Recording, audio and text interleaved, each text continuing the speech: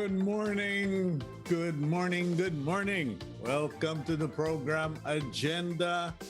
And I do hope you can hear me.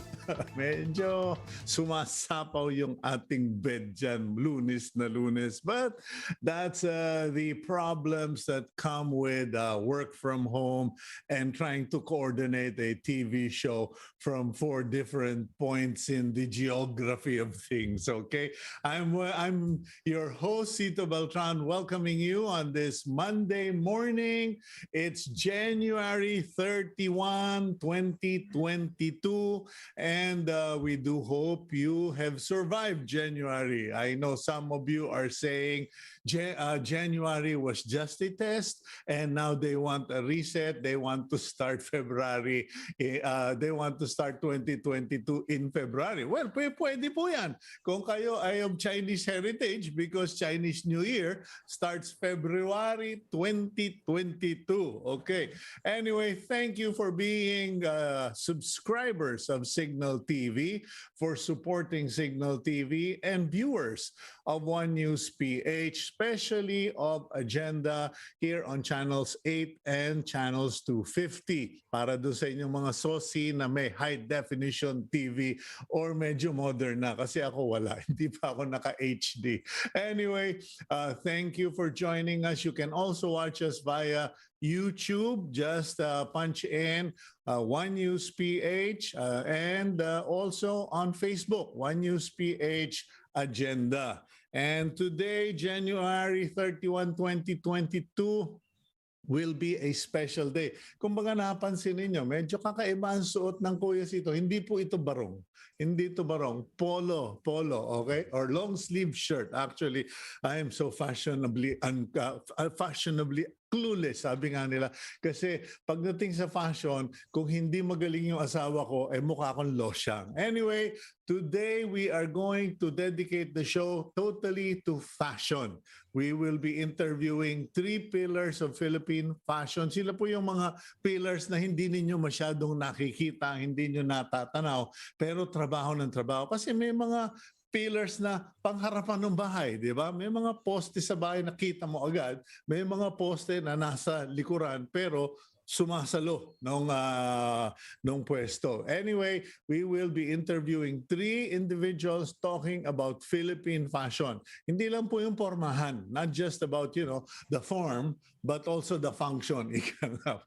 Boy, I'm really crazy this morning. Anyway, they'll be talking about export, import, local, production, education, the whole gamut of fashion in the Philippines. But before that, let's go to our daily starter, and it is very timely. Our daily starter is from Hans F.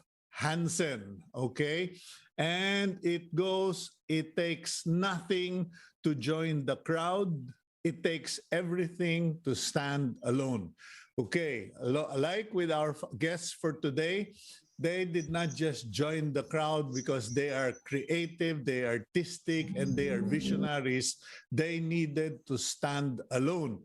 Pero pinanindigan nila. And today is special because, as you all know, our country is focused on the COMELEC and the crisis that the COMELEC is facing regarding the differences of opinion among its officials on the disqualification of Ferdinand Marcos Jr., aka BBM. So one person who has decided to stand alone is none other than Commissioner Rowena Guanzon. And whether you agree with her or disagree with her, follow her example in the sense that she stands her ground even if she stands alone. Because as Hansen said, it takes nothing. Walang malaking bagay na yung sumabay ka sa masa, sa grupo, kesa dun sa manindigan kang mag-isa. And let's go to the front page of the Philippine Star. Ayun po, kakaiba ang front page ng Philippine Star today. There at the top is a photo, okay? A photo of Ongpin Street in Manila, Chinatown, Saturday night na punong-puno na ng hindi pala muti, pala mapula, pala pula. Okay, pinapula ang Ongpin Street in anticipation of the Chinese New Year. However, all public activities in connection with the event have been canceled, have not been allowed because of COVID. The front page, the headline, Alert Level 2 in NCR and 7 areas by February, starting tomorrow. February 1, lifted na po yung Alert Level 3. Papalitan, it will be replaced by Alert Level 2, including 7 other areas, okay? And this will be the provinces of Batanes, Bulacan, Cavite, Rizal, Biliran, Southern Leyte, Basilan will also be under Alert Level 2. Okay, so tanungin nyo na lang po ang inyong LGU if you are Level 3 or Level 2. Meanwhile, up at the top, at the header, mass testing push for economic recovery. Congressman Joey Salceda has pushed for the government to implement mass testing. Kasi raw po, even if we are successful in our vaccination program, mass testing is still necessary to find the people who are infected. And below all of that, PNP areas under granular lockdown has reached more than 1,000. Para pong nakaka-alarma pero hindi po. Kasi ito pong granular lockdown, kalye-kalye, they basically lock down houses, streets, or I don't think they've even reached barangay level lockdowns, but it is intended so that wala na tayong mga quarantine classification at complete lockdown, etc. Meanwhile, La Nina to continue until April. According to Pag-asa, the DICT is now investigating the one-time pass system of banks kasi po may mga teachers na nabiktima sa land bank na hindi naman nila ginagalaw yung account nila ay biglang nabawasan ng pera. And of course, we have the Taal activity increases.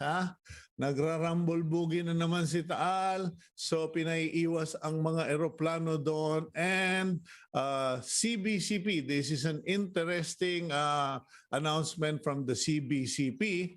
The Catholic Bishops' Conference of the Philippines wants online mass chat rooms and comments disabled. Kumbaga, kung manunood kayo o magsisimba kayo online, magsimba na lang kayo, makinig kayo, manood at magdasal. Huwag na kayong magbasa at makipag-exchange. Do not engage in the chat rooms and commentaries kasi yan po nakakagulo ng spiritual religious services. Last but not the least, we have COVID-19 tally of Philippine cases, active cases still 202,864, but total new confirmed cases as of yesterday, January 30, down to 16,953, almost 17,000, but that is a huge improvement because that is nationwide. Even more worthy of mention is that the number of deaths has gone down to 20. Kasi sabihin naman nyo, Cito, ba't naman naging noteworthy na 20 pa rin yung patay? Alam nyo kasi, kesa naman sa triple digits. Okay, so that's the front page of the Philippine Star. And now we go to our special feature on Philippine fashion today. And our guests, okay, include among many, someone who has been under the Philippine fashion education sector. Another one is a creative director and owner of Beatrice Accessories. And the other one is co-founder of the Fashion Design Council of the Philippines. So, umpisahan ko na yung pagbabasa ng kanilang intro, Emmy English. Hindi po Billy ay ay, tama na, tama na. Okay, Emmy English is a culture, heritage, identity advocate, an artisanal heritage fashion designer, creative entrepreneur, multidisciplinary design educator, and accreditor of PAASCU for Fine Arts, Interior Design, and Architecture. And joining Emmy English is a good friend, family friend, Carissa Evangelista. Ito hindi nyo na dapat ito nakakalimutan kasi I think she was undersecretary ba or whatever at the DTI before. Pero she gained fame because of OTOP. Yung kayong mga hilig nyong bumiyahe at umikot-ikot at mamili ng mga pasalubong and they were the ones who what they did was instead of you having to buy your pasalubong in different provinces, they brought all of those pasalubong, those products from one town to the gas stations, to the malls, etc.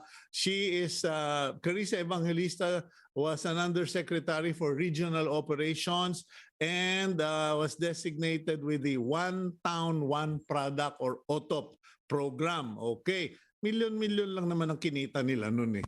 Okay, and last but not the least, ito medyo interesting itong maman to. PJ Arañador is the first Filipino international lifestyle designer.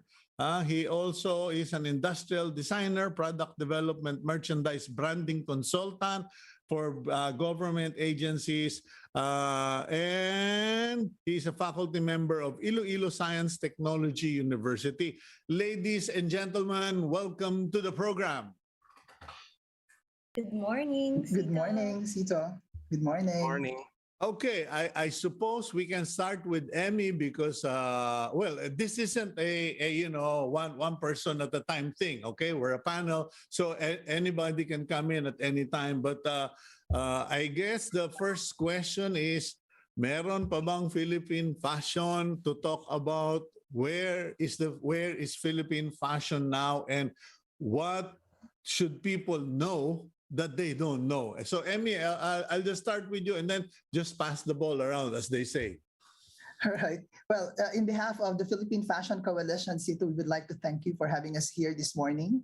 And it's an honor, of course, to be part of this conversation. And with that question that you just mentioned a while ago, definitely there is fashion for the Philippines. And for one, the Philippine Fashion Coalition is a strong manifestation that fashion and its impact not only to our culture but to the bigger creative economy of scale is indeed a testimony that fashion is really here, and we are here to contribute more for nation building, and the education sector, among other sectors in the Philippine Fashion Coalition, is really trying its best now to put all of this together, especially with the pandemic and the situation that we are currently in right now.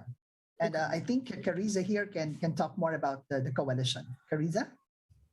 Thank you, Emmy. Thanks for having us this morning, Cito.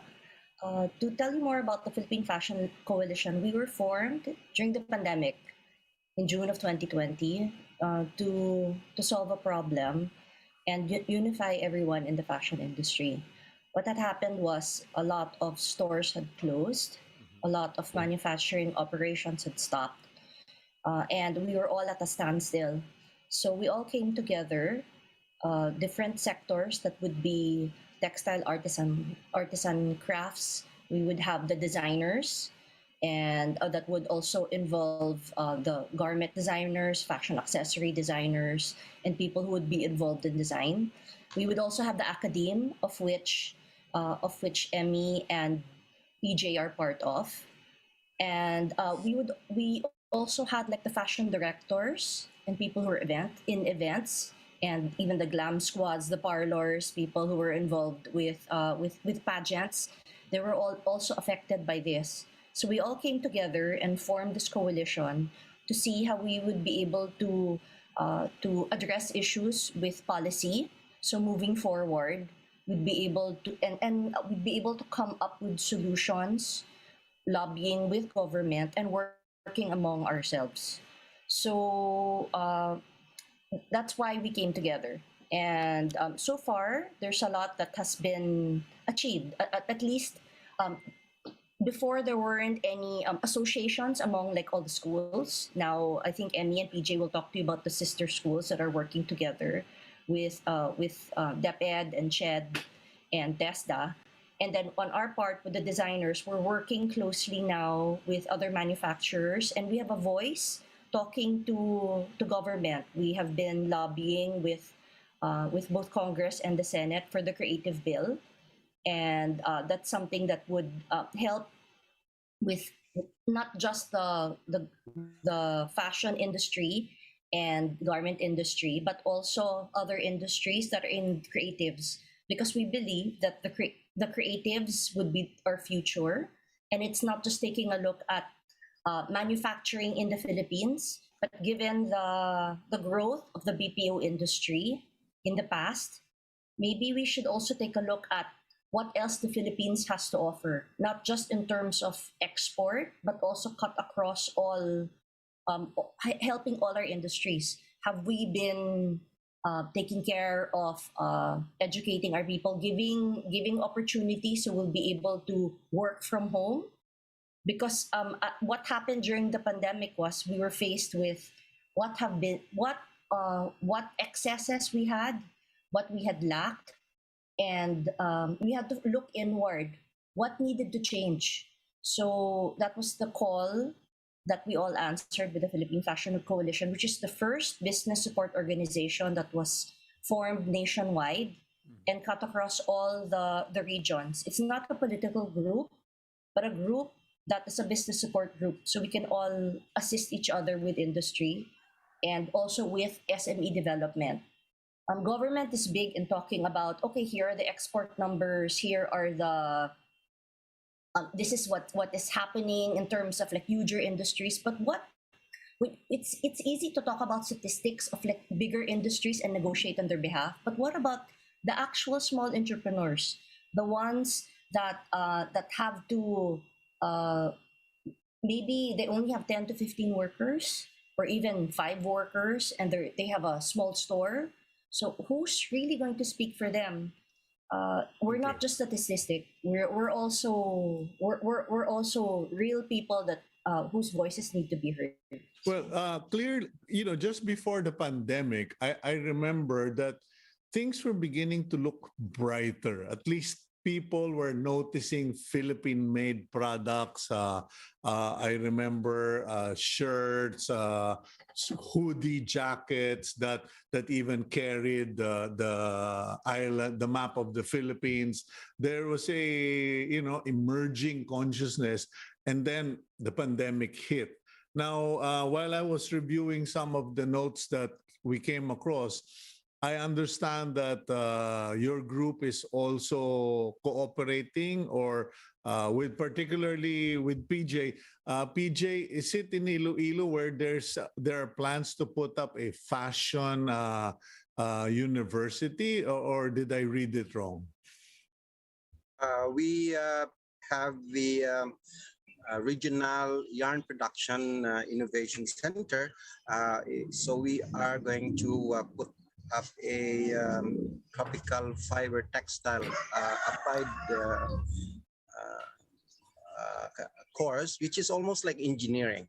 So, which is under the Iloilo Science and Technology University, which is a state school, a public school. So, as we know that fashion in the Philippines is really working on fiber, and we translate this into the grassroots, which is engineering, which is agriculture. So Carissa is saying it goes back to the grassroots, the impact to the community. Yeah, Carissa, you were talking about empowering the small people, the home ikananay businesses, etc. Now, what's being done across the board? Because my wife, for instance, teaches people how to sew.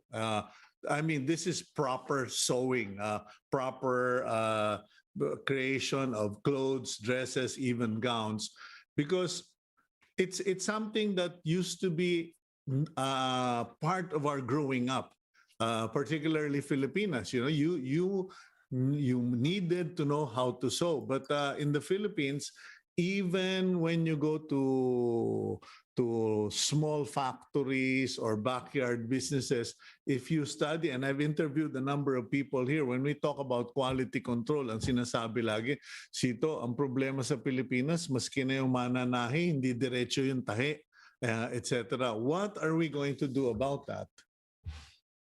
I think that's why we ended up working with the education sector to see how we'd be able to address the issue of, for at least for professionals, the professional mananahes, because there's a gap.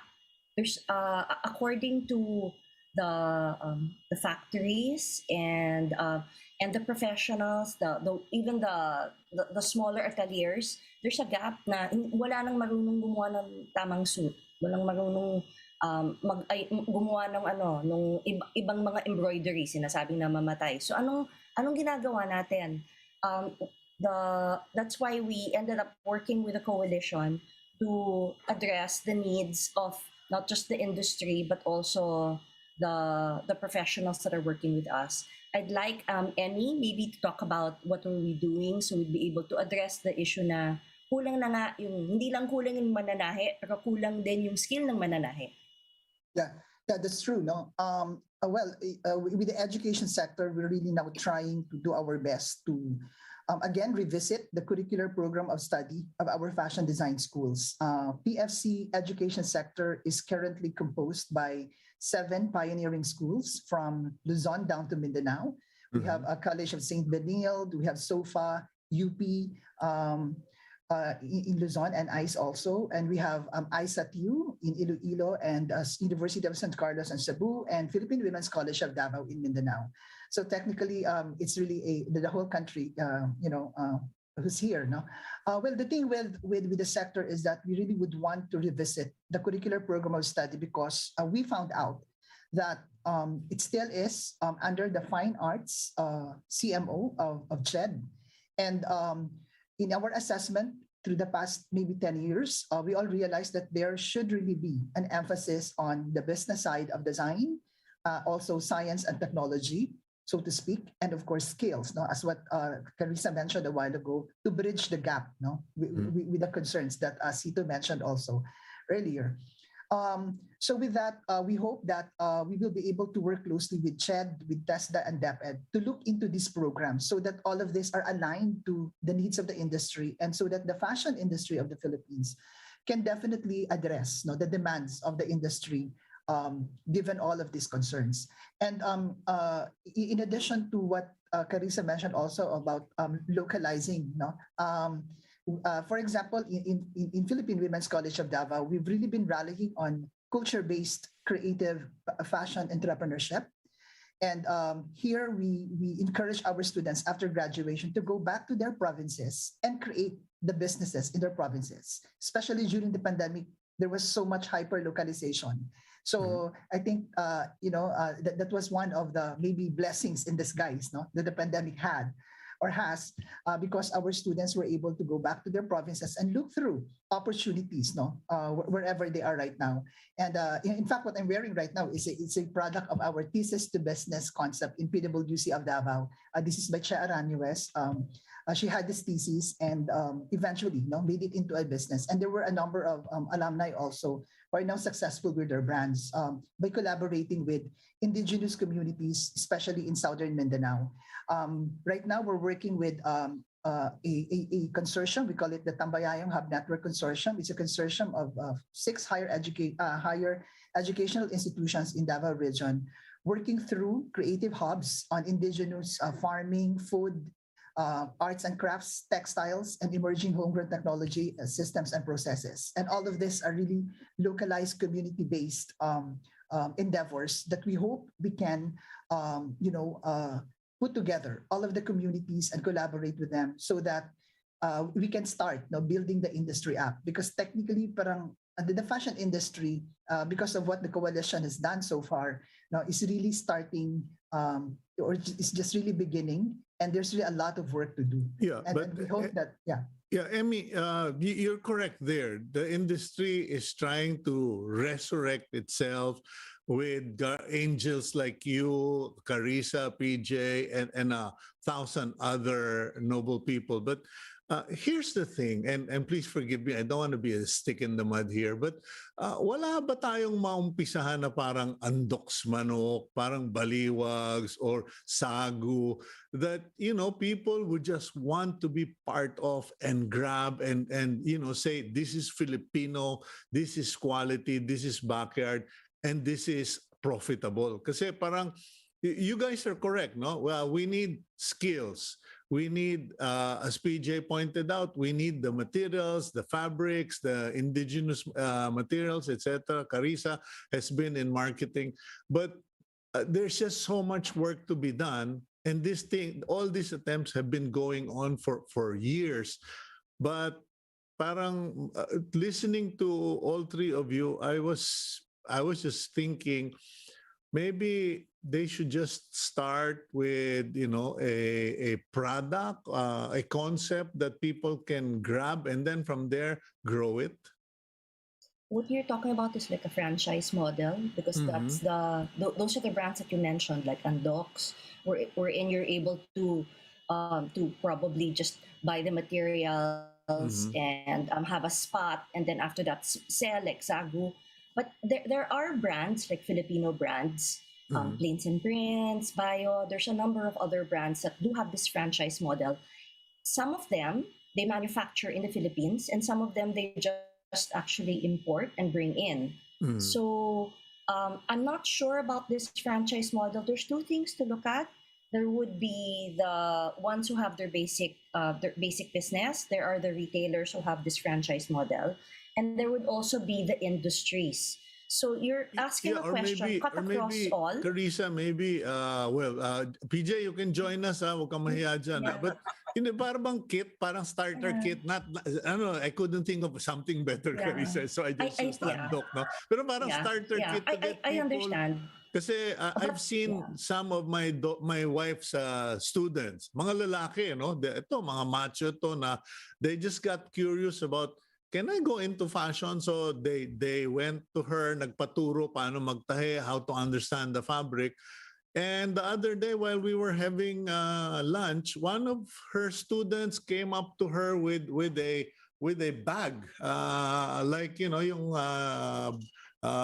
waist bag for bikers, for motorcycle riders. And then last Christmas, I remember one of her students, who's a nephew of mine, gave us T-shirts. I mean, export quality T-shirts made in the Philippines, dinisign nila. And I said, these kids started with starter kits, but they were mentored, and now parang hindi sila pinabayaan.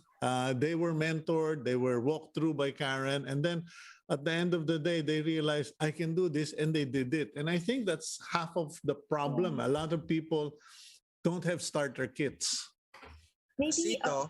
Yeah, PJ.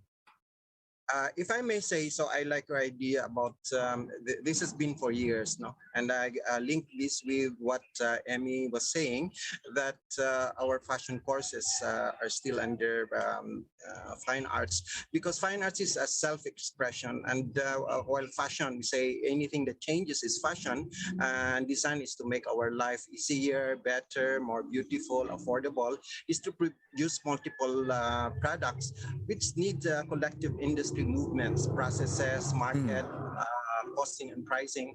And fine arts curriculum does not cover this. It doesn't cover the parameters on innovation and entrepreneurship and technology. ISATU in Iloilo is lucky because our course is under the College of Industrial Technology. All the rest are under fine arts. No. Meantime, we have outreach program at ISATU for community outreach, like in PWU and the rest of the schools. But we need, I think, the whole gamut of cooperation from which I learned from South Korea. The 4 elements to develop the industry includes government, businesses, the industry, the buyers, the sellers, the producers, and the academe.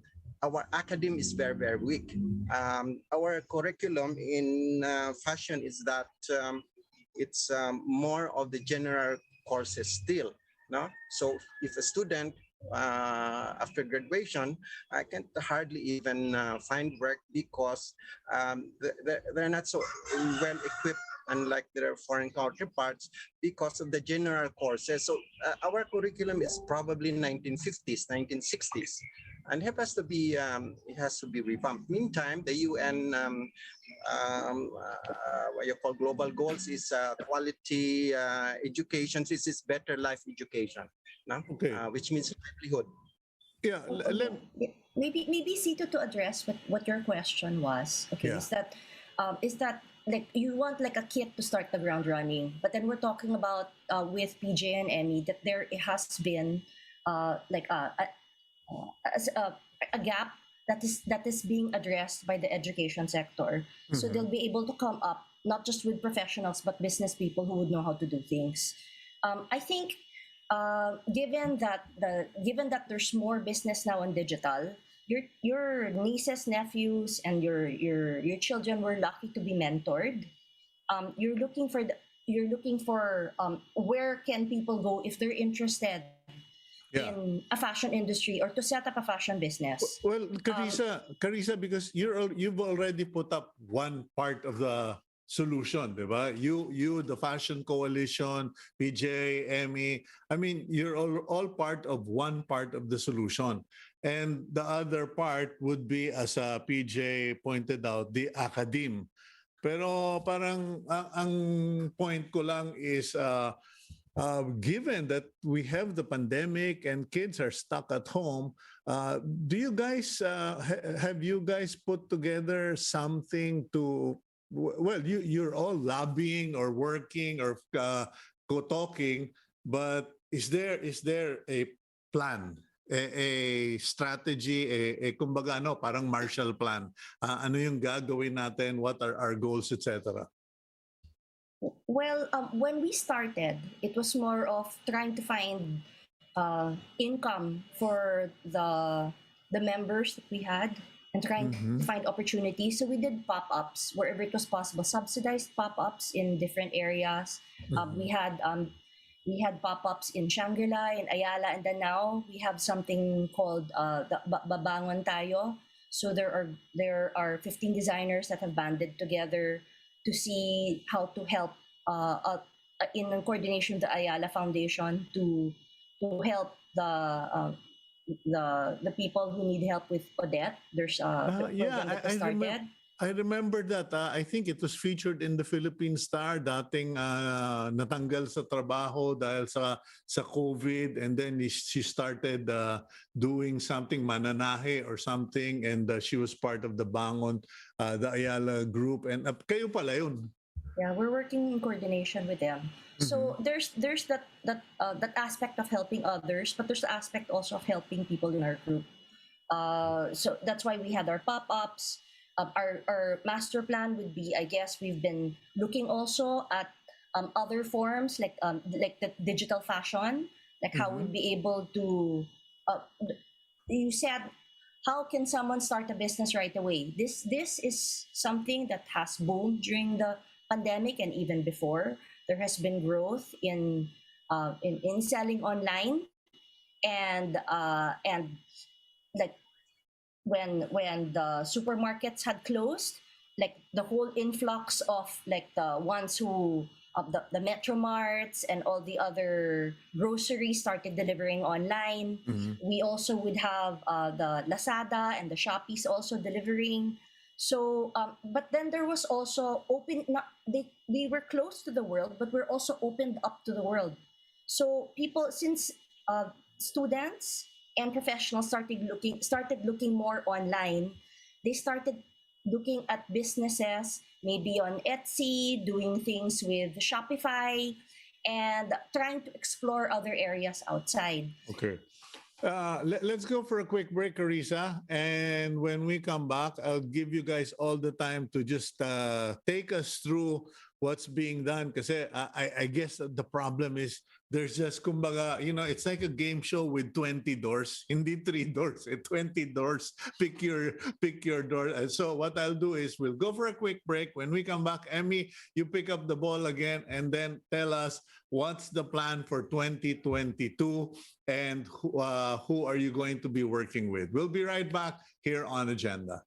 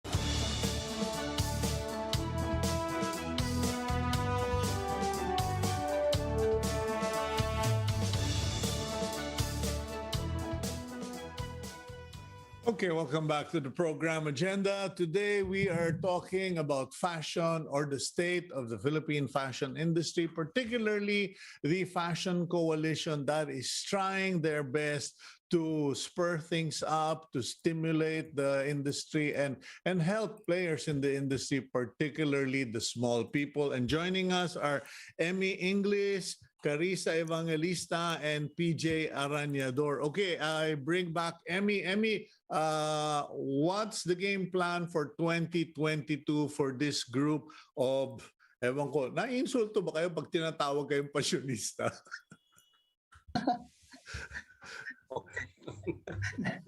No, not at all. Because I think that that particular word is really changing a lot since the pandemic. And, we all realize that it's a lot bigger than what people are used to knowing what fashionista is just, So I hope that also the coalition will be able to help, to change the mindset of people when they think of fashionistas or, people in the fashion industry. Mm-hmm. And I think also in the academic sector also, we would like to also elevate the kind of understanding, kasi dati pag sinabing fashion designer ka, ang palaging notion is mananahi lang sa kanto, 'di ba, yung si dressmaker ni ganito sa kabilang bayan. So parang napaka-limited, now we really would like to expand that and professionalize as much as we can so that we can be competitive, of course, in the global stage. Well, with regards to the game plan for 2022, Cito, the coalition really started a lot last year in terms of pushing for soft power. We've quite been inspired by what Korea had done so far with their creative economy, and we've seen naman how they really propelled their creative economy to the world, and that of course was banking or capitalizing on their culture. And that's soft power. And that's exactly what the coalition is trying to do. So last year, we have this collaboration with different sectors also. It's called the Mako Lahiko. And we will continue to expand the concept and the context of the Mako Lahiko with the different programs and projects and activities of the coalition this year, covering, of course, the different sectors. So not just education, but also the creatives and the other sectors of the coalition. I think Carissa can tell us more about the specifics of the Mako Lahiko projects for this year. Carissa? It's anchored on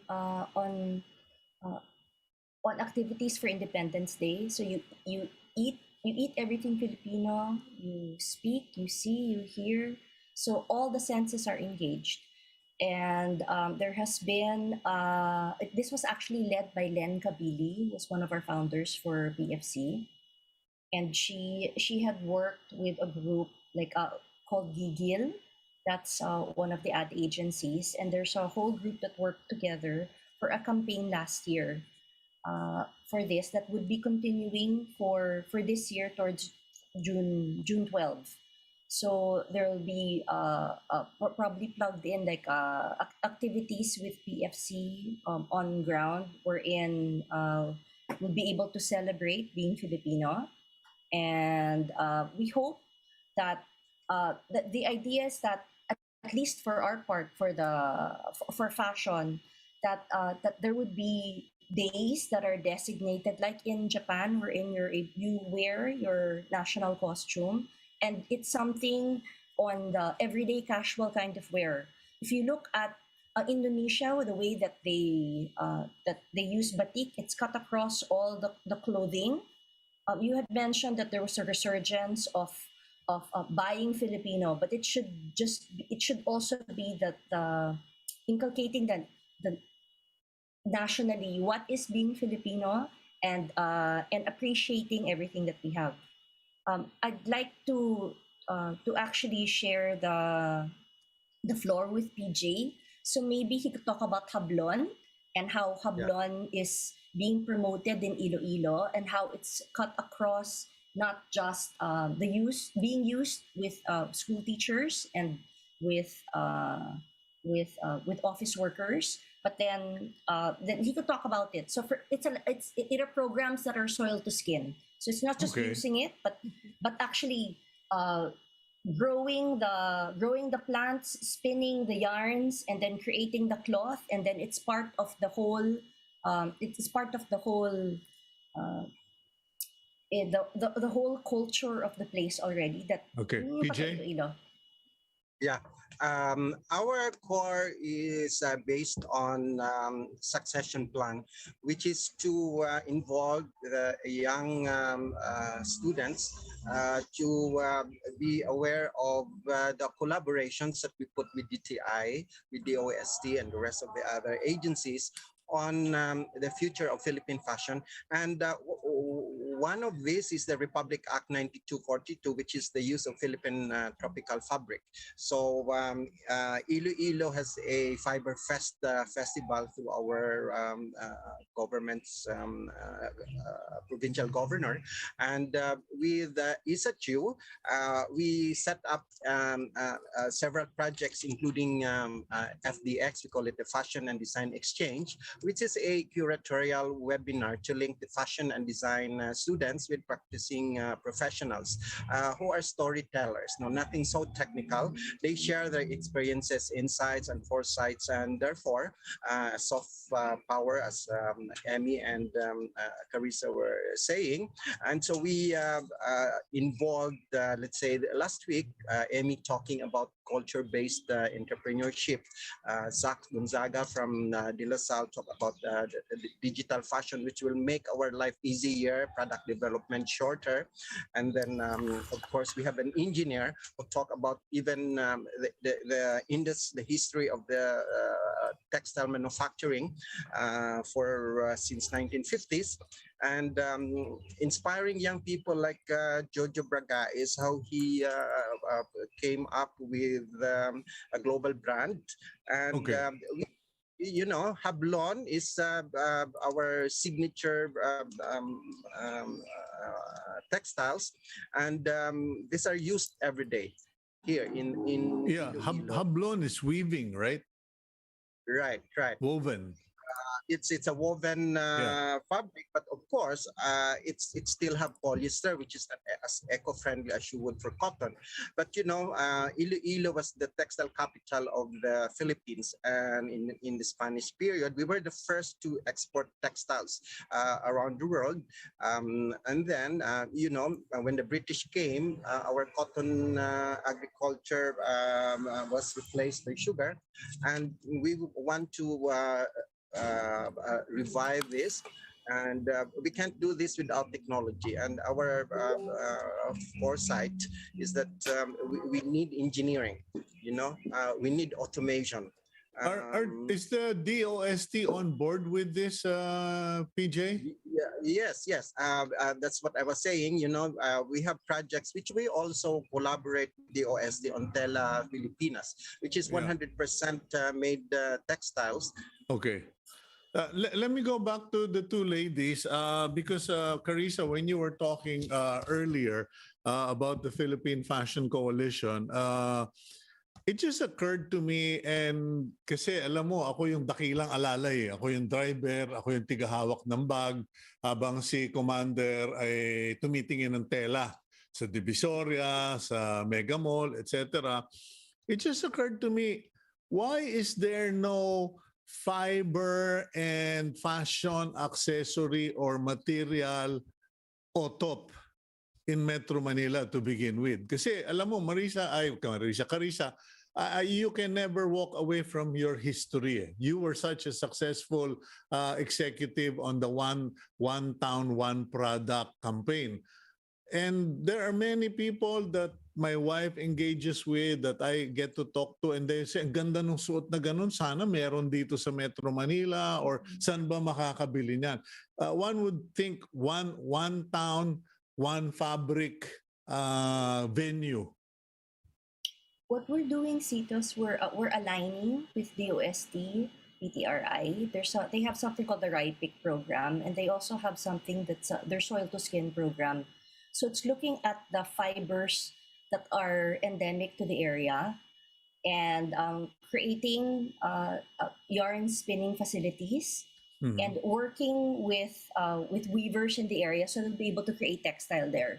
You're asking why don't we have that in Metro Manila? No, I mean like yung mga husi, yung mga hablon, mga tinalak, etc. What you're looking is for a place where they can buy everything. Is that what you're saying? Yeah, like you did with the one town, one product. Okay, maybe that's something that we can work in coordination with DTI to do. What I know with PJ's group in Iloilo, they have something called Panublix, wherein they're able to sell online different the tela that they have available there. That would be hablon and other types of tela in the area. So yes, maybe sorry. PJ Sorry, I don't want to rush you, Carissa, but as you may have noticed, the clock's been running, so Yes, I'm going to have to go to the other thing.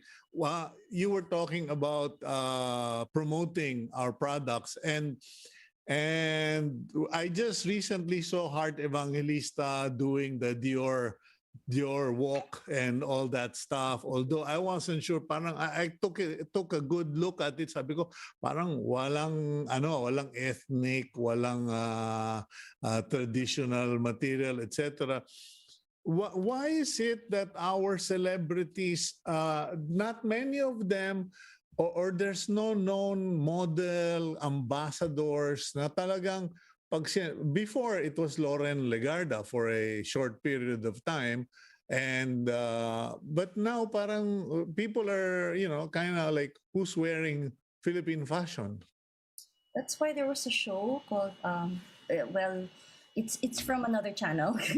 It's okay. Okay, it's fine. It's about the Broken Marriage Vow.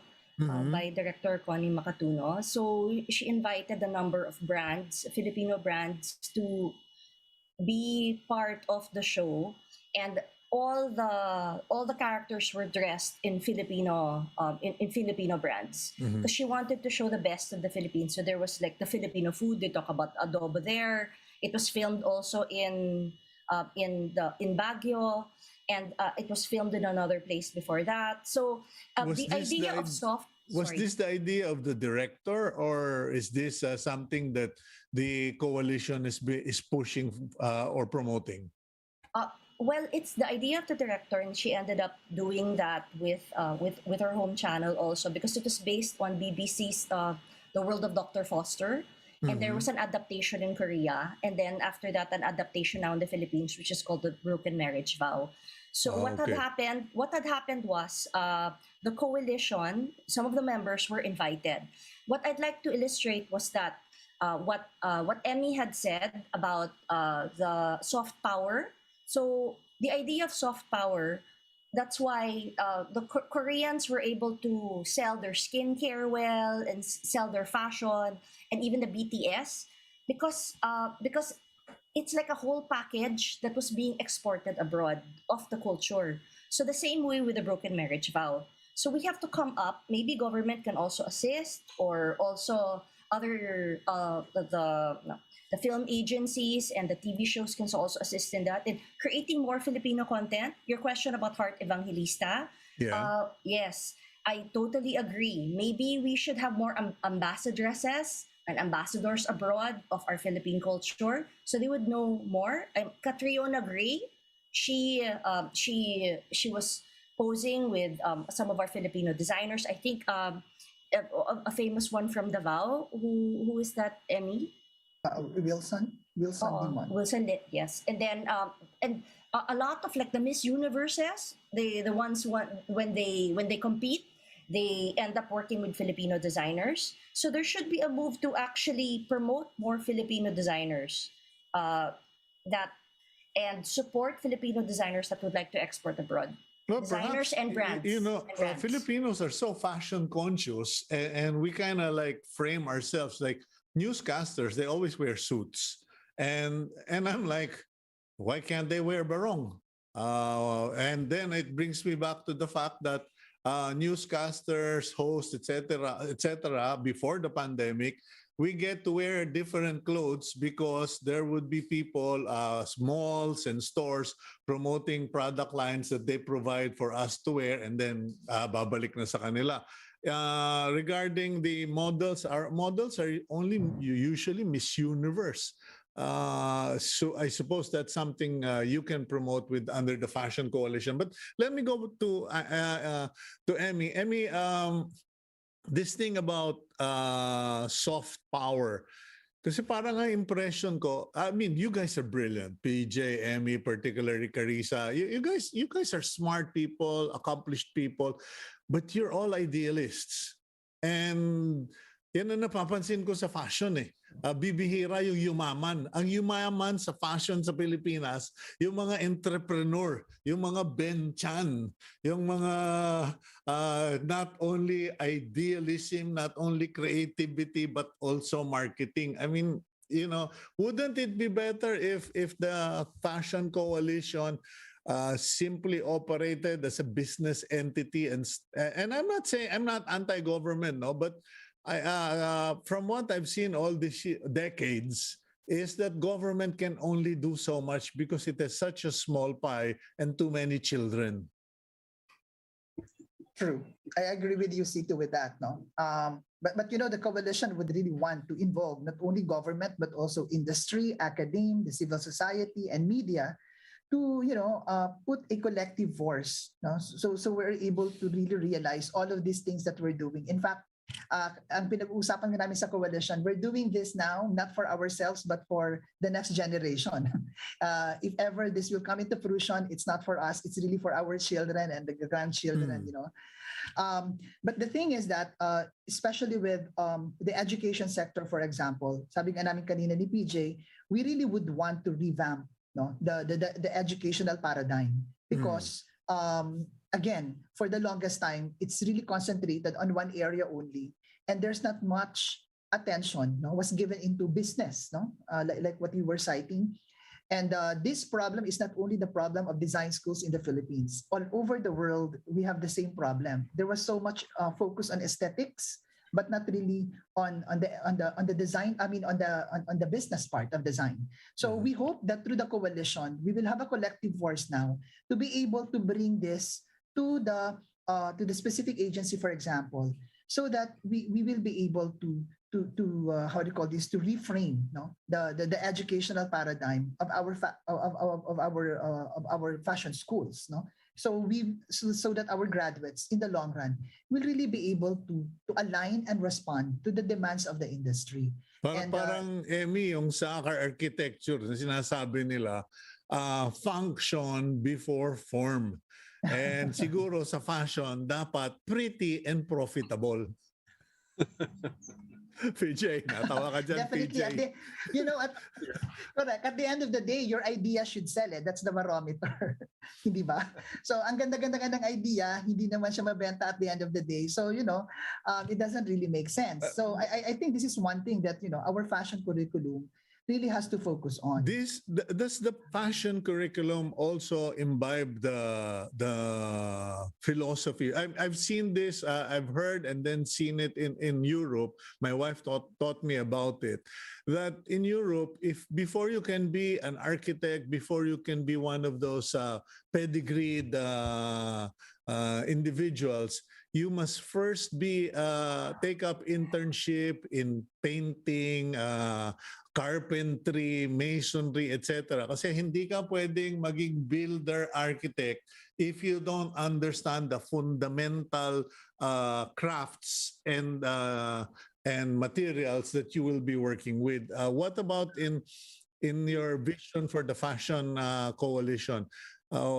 Is this going to be addressed? Kasi marami may pera, may pangalan, pasyonista na. Pero pag tinanong mo, ikaw ba nakakaintindi ka pa nung double loop na sinulid? I think so. This is why we said we have to shift to a bigger laboratory time for students. I worked with the Ministry of Textiles in India for several years and in Southeast Asia through the ASEAN. And, we need patronage. And the patronage is to wear our textiles and fashion every day, like in Vietnam or India. And this is while maybe the population may not, in the Filipino population, may not really be the immediate patronage right now. The uniforms will be, because it's about 18 million meters that we can serve for about only 1,500 government employees and school children as well. No? So that would involve then the weavers busy with their livelihood, and that sense of awareness. Because we say if you open the closet of a Filipino, that's the clothes, the garment there were probably 80% made in China. If we can help the economy of China, why can't we help ours? Okay, well, that's well said, PJ. And may tanong ako, huling tanong ko na lang, and then we have to close the program. What about weaving schools? I went with my wife to Iloilo. We saw a place where they had weavers, they had traditional weaving looms, etc. Baguio, the weaving school in Baguio, medyo maliit. Why is this not being supported, promoted? What will the Fashion Coalition do about this? Well, we're going to be contacting Cito Beltran, and we're going to be coordinating with the different weaving schools. Thank you for volunteering, Cito, online. I have just been voluntold. So we'll be able to address whatever needs to be worked on in coordination with PTRA, of course, and DTI in the area. Okay. Well, Carissa, I'm certain that sooner than later, your team, the Fashion Coalition, will be coming up with the fashion fiber one town, one product concept. We do hope to buy there and promote it. And Emmy and PJ, umasa ka, bibisitahin ka namin dyan sa Iloilo. Yeah, we go please. there. We keep looking for fabric there, etc. But anyway, ladies and gentlemen, thank you very much for your time today. We learned a lot, but this isn't going to be the first and it won't be the last. I mean, this is the first, but it won't be the last. We hope to have you and your members on board in future programs. Thank you. Yeah. Cito, could I still invite everyone to join? Yes, Carissa. There's no more time. Yes, please. Thank you. We'd like everyone to find out more about the Philippine Fashion Coalition if you'd like to be a member or a volunteer. Maybe we could flash it later on, like a tiny url.com /pfc -membership or pfc -volunteer. Please email us at Philippine Fashion Coalition @gmail.com. We look forward to hearing from you. Thank you. Okay, that's Carissa Cruz, Emmy English, and PJ Arañador. PJ Arañador. Thank you very much for your time. And at this point, we bring you the blessing for the week. Ladies and gentlemen, it is from the book of Isaiah, chapter 41, verse 10. Fear not, for I am with you. Be not dismayed, for I am your God. I will strengthen you. Yes, I will help you. I will uphold you with my righteous right hand. Pagka ganyan naman po ang pangako sa inyo ng Panginoon, mag-aalala pa ba tayo? Huwag na. Okay? That is the blessing of the Lord. I do hope you have a blessed day. And tomorrow, tayo po ay magbabagong taon na naman. Okay? Kumbaga, we will enjoy a new year. I'm Cito Beltran, thanking you for being subscribers of Cignal TV, viewers of One News PH, and for watching Agenda. Love you all. Bless you. Thank you, Lord, for this day.